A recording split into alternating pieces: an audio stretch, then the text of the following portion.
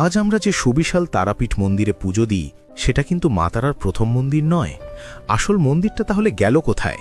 পুরাণে বলে সতীর তৃতীয় নয়ন বা চোখের মণি যেখানে পড়েছিল সেটাই আজকের তারাপীঠ। কিন্তু তখন সেখানে কোনো মন্দির ছিল না, ছিল শুধু হিংস্র বাঘে ভরা এক ভয়ঙ্কর জঙ্গল।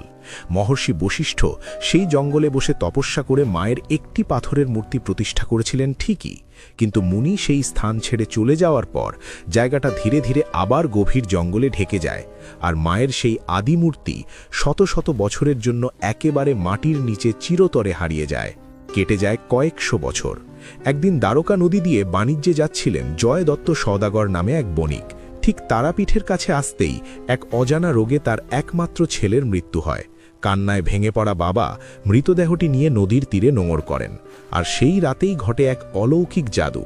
শ্মশানের পাশের একটি পুকুরের জলে ওই মৃতদেহ ছোঁয়াতেই ছেলেটি আবার বেঁচে ওঠে।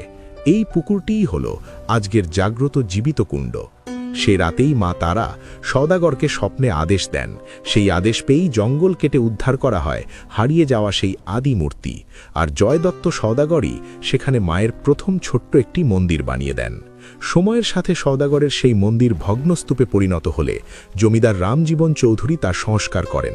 পরে নাটোরের রাজা রামকৃষ্ণ রায়ও মূল মন্দির স্থাপন করেন। কিন্তু আজকের এই বিশাল মন্দিরটির গল্প একটু আলাদা। সালটা 1818। মল্লারপুরের জমিদার জগন্নাথ রায় মায়ের মন্দিরের সামনে দাঁড়িয়ে এক বিশেষ মানত করেছিলেন। মায়ের কৃপায় সেই ইচ্ছা পূরণ হওয়ার পরই কৃতজ্ঞতা স্বরূপ তিনি আজকের এই বিশাল লাল ইটের মন্দিরটি পুনর্নির্মাণ করেন। এই মন্দিরটি বাংলার নিজস্ব স্থাপত্যের এক দুর্দান্ত মাস্টারপিস। এর মূল গর্ভগৃহের ছাদটি প্রাচীন বাংলার দোচালা স্টাইলে তৈরি, যার ঠিক ওপরেই বসানো রয়েছে একটি ছোট চারকোনা টাওয়ার। সব মিলিয়ে মন্দিরটিতে 8টি ছাদ বা চাল রয়েছে। সামনের দেওয়াল জুড়ে রয়েছে পোড়ামাটি বা টেরাকোটার অপূর্ব সব নকশা, যেখানে রামায়ণ, মহাভারত আর মহিষাসুর মর্দিনীর ছবি নিখুঁতভাবে ফুটে উঠেছে। ভেতরের পুরু লাল দেওয়ালগুলো গর্ভগৃহকে সবসময় অদ্ভুত শীতল আর রহস্যময় করে রাখে। তবে এত সুন্দর মন্দিরও যেন অসম্পূর্ণ ছিল। তারাপীঠ তার আসল প্রাণ পেল তখন, যখন সেখানে এলেন পাগল সাধক বামাখ্যাপা।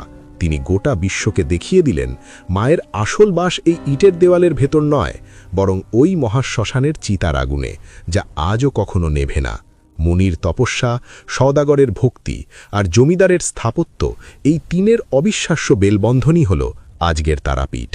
মায়ের এই অলৌকিক ইতিহাস যদি আজ আপনার গায়ে কাঁটা দেয়, তাহলে কমেন্টে আজ পরম শক্তিতে বুক ফুলিয়ে লিখুন জয় মা তারা।